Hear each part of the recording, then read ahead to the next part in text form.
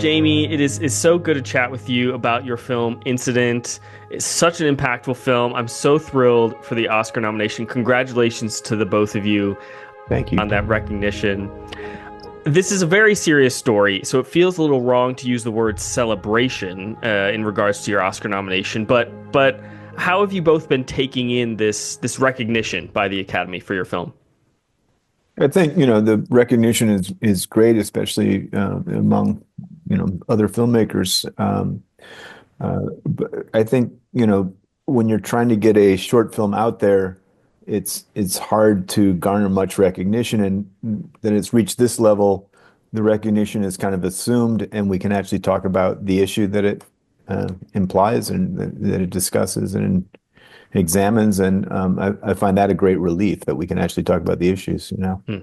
Yeah, I would second that. As a reporter who's written about these issues for decades, I think, apart from the personal gratification of the nomination, being able to elevate the issues into the realm of public attention, create occasions to talk about them. I mean, the fascinating thing about screening the film is that we've had such rich talkbacks afterwards with audiences. It's almost like it's an integral part of the experience of the film. Yeah, the audiences really crave that after the film. They have questions, and there needs to be some sort of release. I love that. Yeah, I mean, I think the film does an incredible job of generating conversation because the film itself, it's not a documentary that contains, talking heads or commentary in and of itself. And so I think that's what makes it such an impactful story and impactful work. Well, let's start at the beginning of the film. Of course, Jamie, like you said, you've been a journalist uncovering stories like this for many years. And Bill, you've been a documentarian, making films out of pre-existing footage for many years as well. How did you both get connected with this story, this incident? So we're old friends and neighbors, and actually grew up about 3 blocks apart on the south side of Chicago. Bill's in New York. I'm in Chicago now, but we occasionally see each other when he comes to visit his mother.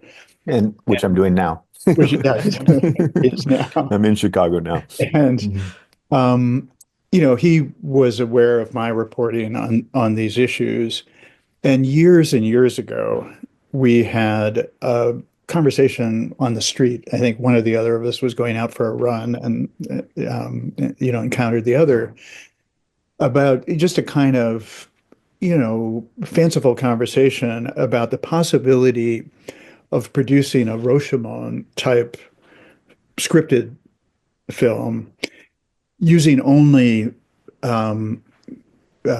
surveillance camera. So police body camera, CCTV camera, cell phone camera. The idea that you could create these multiple perspectives and render a dense but unstable narrative by doing that.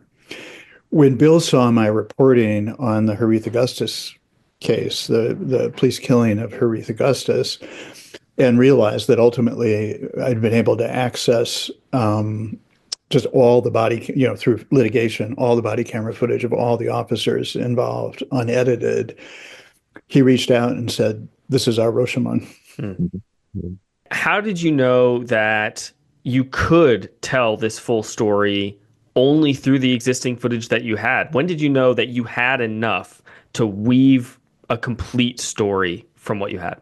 Well, it took a while to find it in the edit. I had an inclination, as Jamie indicated, he wrote a sort of an epilogue to this piece. Like he had done a lot of reporting and actually it's produced 6 videos in 2019 after this incident in collaboration with Forensic Architecture out of London.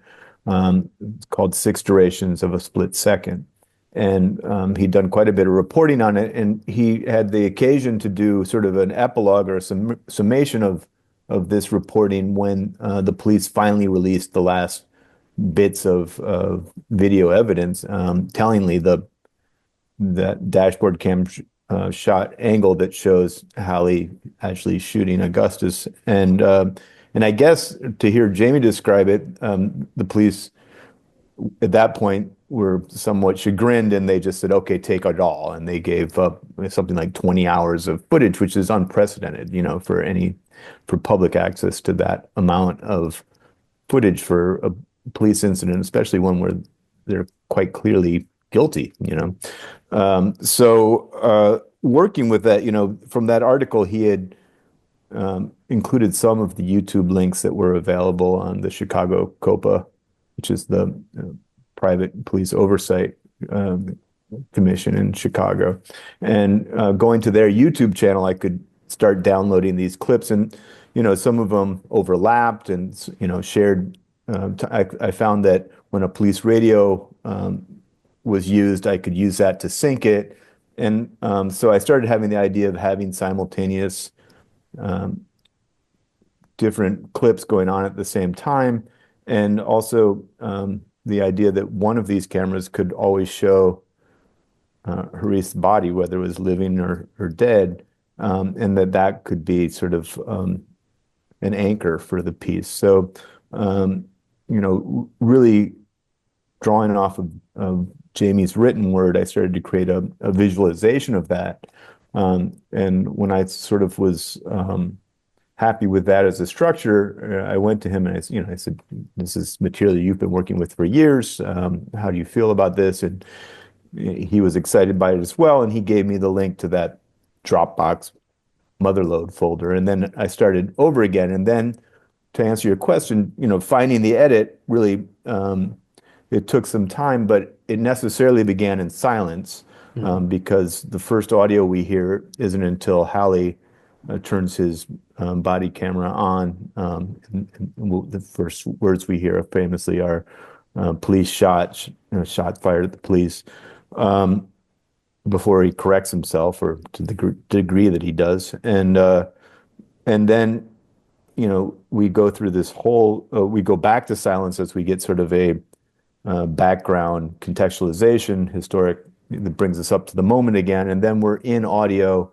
talking about the presence of cameras being on, whether the cameras are on and off, till finally this reporter, I should say this officer, is assigned the job of writing up the case, to report on it. And he's frustrated by everybody's oblique or opaque answers, always referencing that they're on camera.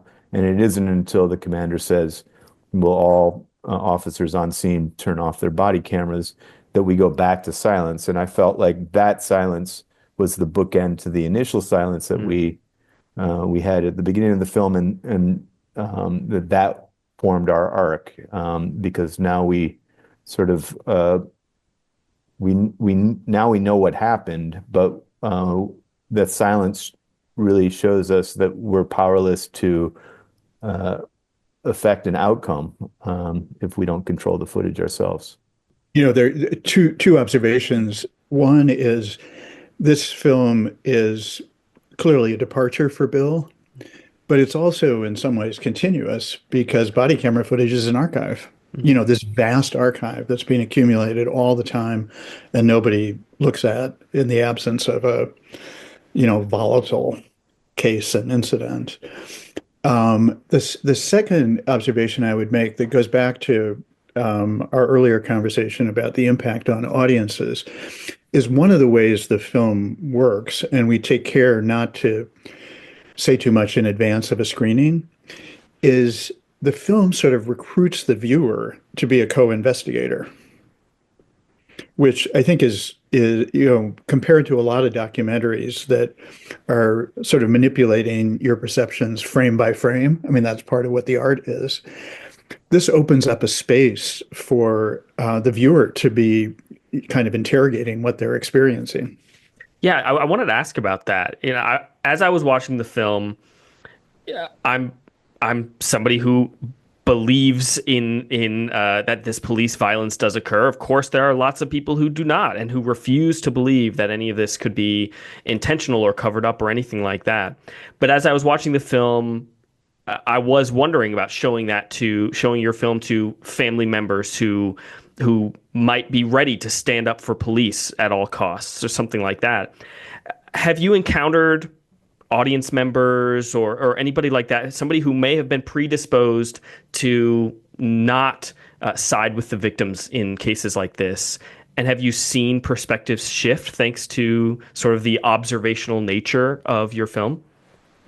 I haven't seen that in audience members. I've read comments on the YouTube. Now there's I think 40,000 views on the YouTube link, and some of those are pro police. I mean, there's absurd things like he shouldn't have scratched his shoulder as he walked by. Just um, it's hard to account for people's biases and their points of view.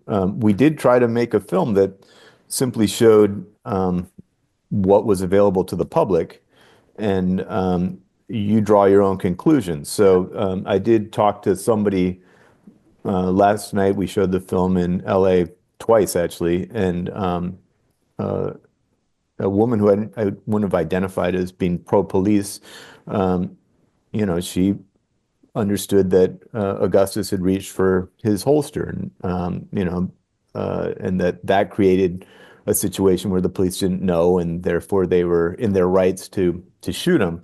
When I pointed out that he probably was already being shot at that point, or to me, it's clear that he's already been shot at that point, and that is a defensive move. Um, uh, you know, I guess she hadn't seen it that way, or it was. So I mean, I think the point is that the law shows great deference to the officer who has to make a split-second decision, but I think we need to look at the entirety of the act, because they created a situation that required a split-second decision that didn't need to be created in the first place. Yeah, I think that's the key. At least I haven't experienced much pushback of the nature you're describing, but but the truth is the prevailing law, at the level of the Supreme Court and applied in jurisdictions across the country, is that in determining whether a shooting is justified or not, as Bill said, you just look at this very, very narrow frame of the split second, the deadly moment.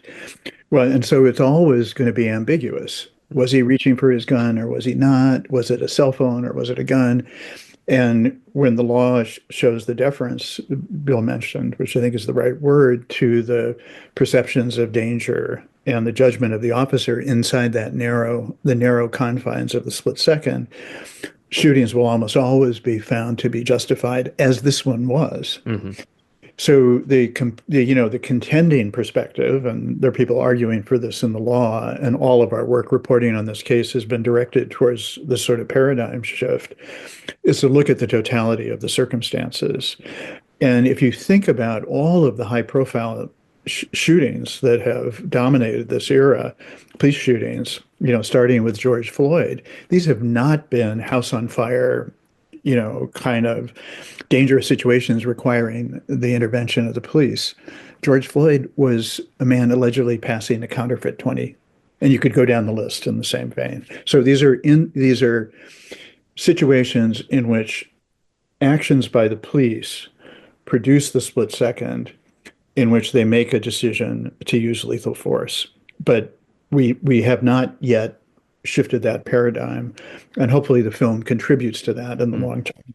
I just interestingly, in this case, the Chicago police really successfully spun this case because, I mean, Harith Augustus is not a well-known name like George Floyd. But that moment, that video frame where he appears to be touching his holster, was publicized within 24 hours of the shooting. And it successfully swayed public opinion against Augustus. He was depicted as a perpetrator. It stymied any public protests that were starting to rise up, and that was really the purpose. And I think it's telling that the police sort of rubber stamped this as, okay, now you've seen what it is. The cameras showed you. We're going to put this back into the archive, one of millions that are being created every day. And it's sort of like throwing it back in the ocean now. There's nothing to look at here. And it's really the work of Jamie and the legal team, the social activists who said, wait a second, let's actually take a look at this more closely. And I think it's going to be incumbent on journalists, archivists, and artists to really dig deep to find out what these cameras are actually showing. And I think the disposition of the police, I mean, part of what's extraordinary about the film is it shows at the most granular level the development of the official narrative of what Yeah. happened. So, it starts with a semi-hysterical, call and response between the two officers principally involved. But in, less than a minute, a supervisor, a sergeant, a so-called white shirt is on the scene. What happened? He drew on us. I had to shoot him. That then, hardens into the department's narrative going forward. And there are actual civilian eyewitnesses to what happened who try to talk to the police and are shooed away.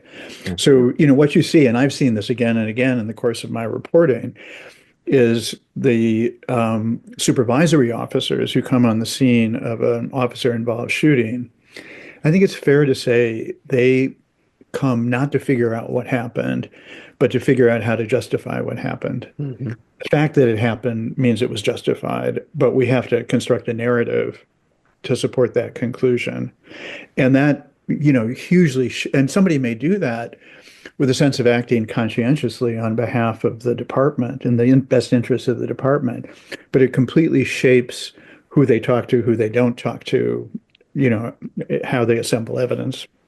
Yeah, it's like you said earlier. I think rather than just simple deference to the officers, looking at the event in totality, as your film does, you can see the clear narrative that they were developing.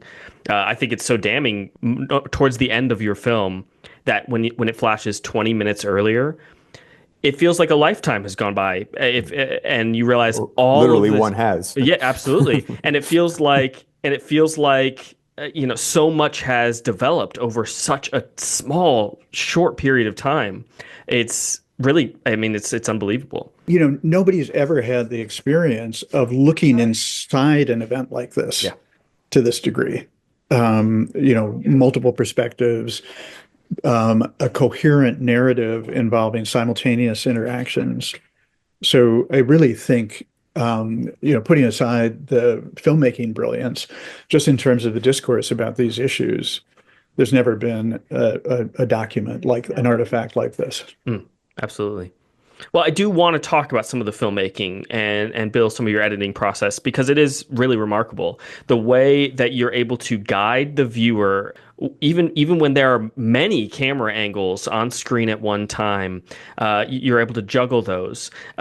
Take me through your editing process and how you were able to know when it was too much to show at one time and when it was just enough.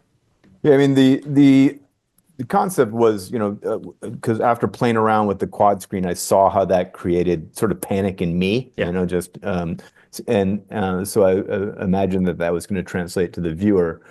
So the idea was how to, when to detonate that, So it starts with this, fairly static shot where it's really hard to tell what's going on. We can only, from the high angle, the POD, police observation device, we can only see sort of these figures, and then somebody falls on the ground, and taking the police story at face value, we understand that he drew a gun on him and was shot. And then it's only, after the contextualization and we start seeing how that narrative falls apart. So the second time around, when the police chief shows up and he reports this lie to his commander, when that door slams, then we split into two, and then there's a very telling exchange between Halley and Fleming, his partner, where within just a second exchange, they go off on the sidewalk, and he says to her, "Was it a gun?" And she says, "Yes." And he says, "Did you get the gun?" And she says, "Yes." And then, she says something like, "Breathe in and breathe out." And then he comes up with his story, which is, why did he have to point a gun straight at us? And so after that, you have these multiple stories, and that's also includes the community. There's a really I mean, there's so much of this that seems scripted because it's just so amazing what's happens when you get into the granular level. But there's a guy in a red shirt, so you can easily trace him walking down the street, and he's walking with that group of officers who accosts Augustus, and he's at point blank range. And really, that first scream, that sort of otherworldly scream, is him. As it turns out, he has a speech impediment of some sort, so he can't fully articulate what he's seen, but he points at his eyes and he points at Halley, and he is really creating a lot of the panic right there because he's clearly upset and he wants very much to tell everybody what he saw, but nobody's going to listen to him. Even if he could enunciate, they would be sure to usher him on the other side of the tape, and so that's a really harrowing moment. And then, the other members of the community come and say, look, this is a barber. He doesn't gangbang. He doesn't get high. You got the wrong guy. And then incredibly, we have this flight, where just as everything's starting to, really reach a fever pitch and you have all four frames going like on all cylinders, the police run away, and that creates this incredible narrative arc where now they're in their safe refuge of the patrol car and they're freaking out. And that's also something you never see in any of this footage. You see police, hard, abusive. You never see them melting down like this and confronting the truth that they're trying to obfuscate, And so that's it's really remarkable. I think, we've sort of been hardened to see police violence and murders like this. We rarely see this kind of introspection where they're really grappling with the truth and their fate, I think the other thing that's really telling about that is there's another false narrative that takes off from the moment of the guy with the red shirt, which is that the mob's coming after them. Yeah. What in fact provokes them to flee is this, sort of burly figure with his speech impediment saying, and he gestures powerfully. If you can look back at the film, he says, "My eyes saw what you did." Yeah. It's like a Greek tragedy, it's like out of a Greek tragedy. My eyes saw what you did, at which point they flee. Yeah. And the kid with the vest has also already said that, "We know what you did, boo," Yeah. So, but they're already predisposed to think that they're in some sort of jungle environment, that there's ambushes, and that there's predators that are coming after them, and that's something that is learned. I think that's on the police academy, and that's part of their training, is that if they don't shoot first, they're going to get shot. Mm-hmm. What has the response been since this film has come out? Whether it be, of course, all of this footage was, like you said, legally accessible. Have you faced pushback still, even though you were legally allowed to use this footage? Have you received pushback from the police department or anything like that? I would welcome it. I would love it if they would acknowledge that the film exists. That's something we're hoping to push the envelope with this nomination, and moving forward. I think it would be something interesting to see how the police responds to it. I do know that members of COPA who were familiar with the raw footage, when they saw it assembled like this, they said, "Oh, okay, this really tells a compelling narrative in a way that I had never understood before." And I'd like to see the Chicago Police Department deal with that as well. Yeah, and we've showed it to police officers who found it fascinating and have a lot to say, right? Just in terms of, they have a lot of practical knowledge about how to handle a stop and, when it's appropriate to stop somebody. One of the things that, to build on what Bill was saying, that we'd really like to see, and sort of beyond the Academy Award occasion, I think we'll put some energy into promoting, is to have this shown in the police academy, because what they see in the police academy is a steady stream of, horrific videos. You can see them on YouTube of officers very civilly approaching somebody in a car and being blown away. And the lesson, which is being imprinted in this really, visceral, immediate way, is you have to be preemptive. You have to shoot first. Your obligation is to come home alive and see that your partner comes home alive. And there are real dangers. I mean, Chicago is a city where there are more guns than people, as is true nationally. But there are a whole other set of dangers that this film dramatizes. Mm. And, if part of training is to kind of rehearse and simulate some of the judgments you'll have to make, I think this film could be a major asset to police academies.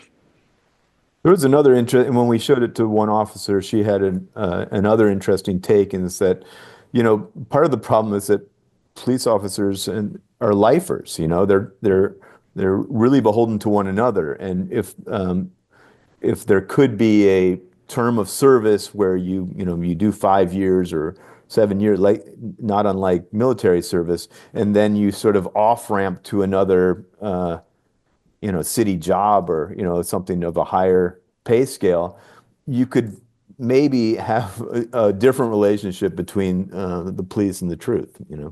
Hmm. What about with reaction to the film within the community, with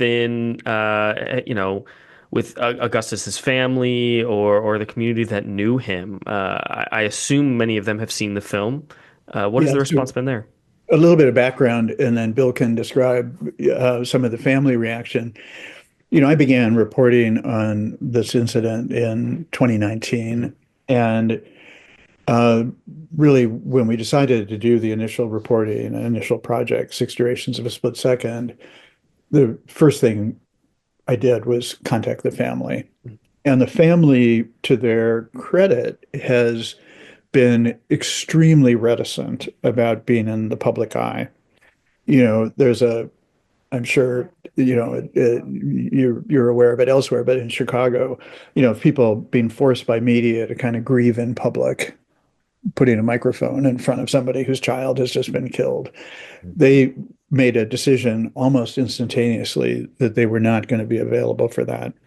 So, I and we are the only um, uh, reporters they've had any contact with.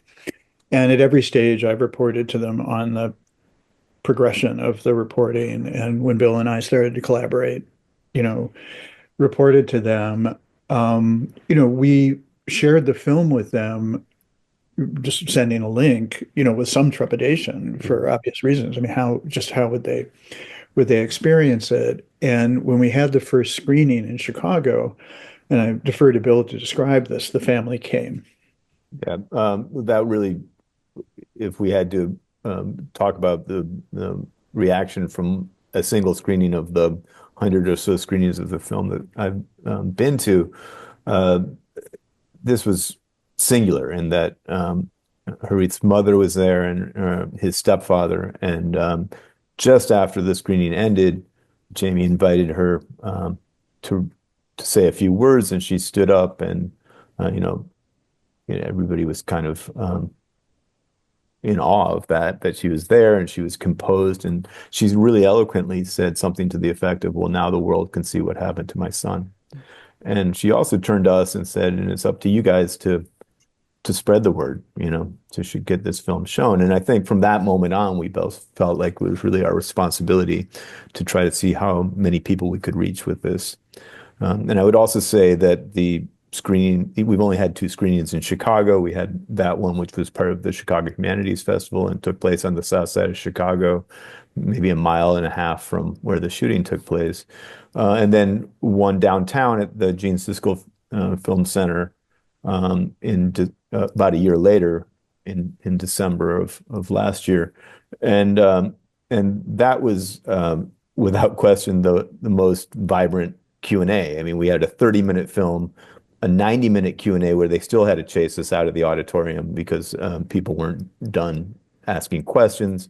Um, you know, uh, uh, Jamie, through the Invisible Institute and his connections to the community, brought a lot of the people who, knew the case well, whether they knew Harith or not, I don't know, but they certainly knew the story and they knew the community well, and that made a huge difference. It was just a different type of conversation. I've been bringing this film to film festivals that are 99.9% white, and in Europe and in the United States, and to bring it to Chicago is a very different reaction.